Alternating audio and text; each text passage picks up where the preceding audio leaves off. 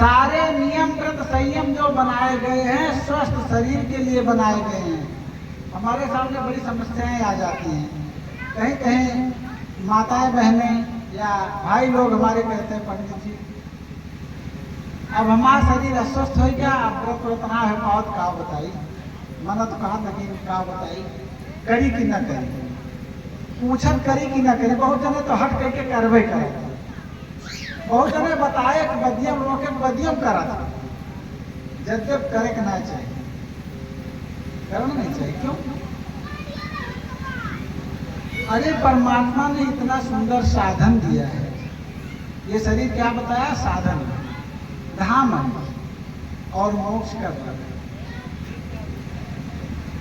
इतना बढ़िया धाम है कि कहीं किसी मंदिर में जाने की जरूरत नहीं है। इतना बढ़िया धाम है।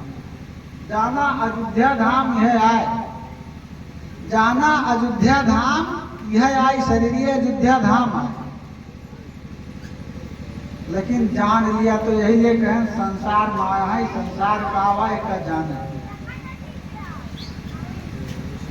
अच्छा थोड़ा का अयोध्या के बारे में बता दे भाई। कहियो तो सीताराम सीताराम कही थे, हमें जजमान जी कहा थे पंडित जी कृष्ण के नाम ना लेते, तो थोड़ा का अयोध्या बता दे, फिर कृष्ण जी को बता दे। पहले अयोध्या बता दे, अयोध्या कावा है। अयोध्या के एक नाम कावा है भैया, जाना थी अवध।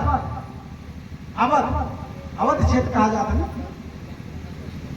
अवध माने जिसका वध ना किया जा सके, जिसका वध ना किया जा सके, जो अवध है।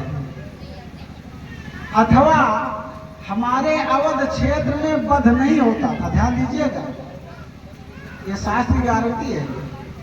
अवध क्षेत्र में वध नहीं होता था, इसीलिए भागवत में कल की कथा में बताया था, यौन रुद्धेश तीर्थानी, यौन रोग मलेच्छ लोग जो है तीर्थों में वास करेंगे, जिससे तीर्थों का महत्व समाप्त हो जाएगा। अवध में वध नहीं होता था। अथवा जो अवध है, अवध क्या है? अवध क्या है? नैनम छिद्यन्ति शस्त्राणि, नैनम छिद्यन्ति शस्त्राणि, नैनम दहति पावका, नैनम छिद्यन्ति शस्त्राणि, नैनम दहति पावका।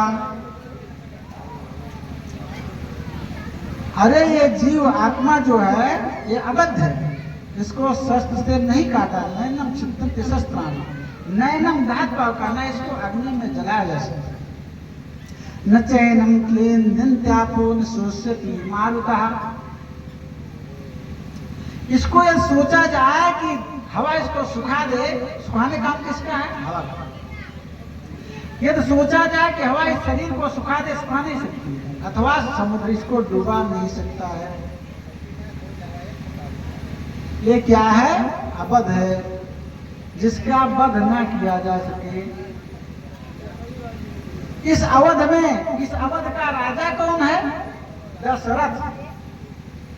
कथा पे ध्यान देंगे तब आनंद आएगा भैया। इस अवध का राजा कौन है? दशरथ। रथ माने मैंने बताया इंद्रिय। 10 इंद्रियों से हमारा शरीर बना हुआ। 5 कर्मेंद्रिय है और 5 ज्ञान इंद्रिय। अब कुछ जने सोचत हुई है यहाँ इंदिरा गांधी तो पंडित जी ने बताता है। इंद्रिय जो पढ़े लिखे लोग हैं वो समझ रहे हैं। इंद्रिय जो हमारा आंख पैर इत्यादि है, ये इंद्रियां हैं। 5 कर्म इंद्रिय हैं और 5 ज्ञान इंद्रिय हैं। ज्ञान इंद्रियों के द्वारा हमको ज्ञान की प्राप्ति होती है और कर्म इंद्रिय के द्वारा हम कर्म करते हैं। हाथ पैर गुदा इत्यादि क्या है? कर्म इंद्रिय हैं, इनसे हम कर्म करते हैं। नाक, नेत्र, मुख, कान, इसके द्वारा हम ज्ञान प्राप्त, और जो है हमारा चर्म, चर्म से भी ज्ञान मिलता है। भाई स्पर्श का ज्ञान किससे होता है? चर्म से होता है। छूने का ज्ञान, कोई हमको छू रहा है, टच कर रहा है, इसका ज्ञान चर्म से होता है। शब्द, स्पर्श, रूप, रस, गंध, ये 5 ज्ञान इंद्रियां हैं। इन ज्ञान इंद्रियों के द्वारा हमको ज्ञान की प्राप्ति होती है, कौन क्या कर रहा है, कैसे क्या है, कैसे क्या देखना चाहिए, कैसे क्या करना चाहिए, आगे इसके बारे में जानना। तो ये हमारा क्या हुआ, दशरथ। यही भैया दशरथ है, और इसी में अवध क्षेत्र है जिसका वध नहीं है। महाराज दशरथ के 3 रानियां हैं।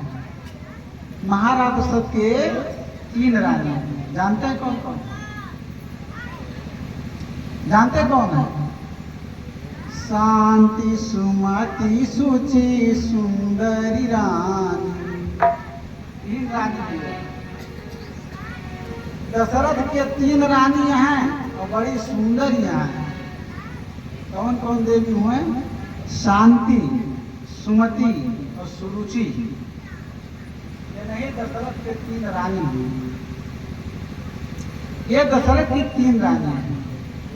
वैसे वाल्मीकि रामायण में 350 रानी का वर्णन आया है, लेकिन मुख्य रानियों का वर्णन मात्र 3 ही आता है, शांति, सुमति और सुरुचि। कौशल्या, कैकेयी, सुमित्रा। नाम नहीं दिखे, नाम पे जाइएगा क्या गुण है।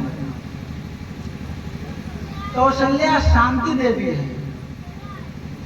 दशरथ क्या है? दशरथ कौन है? ज्ञान है। महाराज दशरथ ज्ञान है, मैंने बताया कथा में, पहले बता चुका हूं। महाराज दशरथ क्या है? ज्ञान है।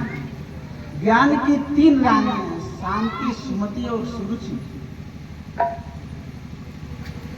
जो चाहे जितनी बड़ी आपदा विपदा आ जाए, जो शांति बना करके अपना परिवार चला ले जाए, वही इस संसार में ज्ञानी है, वही शांति रानी है।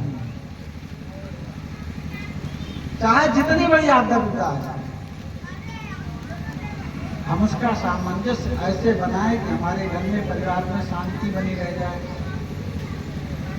मैंने शिव जी के परिवार के बारे में थोड़ा बताया था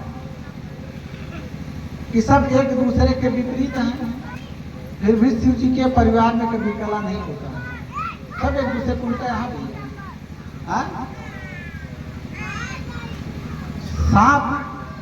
सांप पावो तो क्या खा लिए? चूहा। सांप पावो तो चूहा। गणेश जी का सवारी का हुआ? चूहा। और शिव जी के गले पपेटे के बाद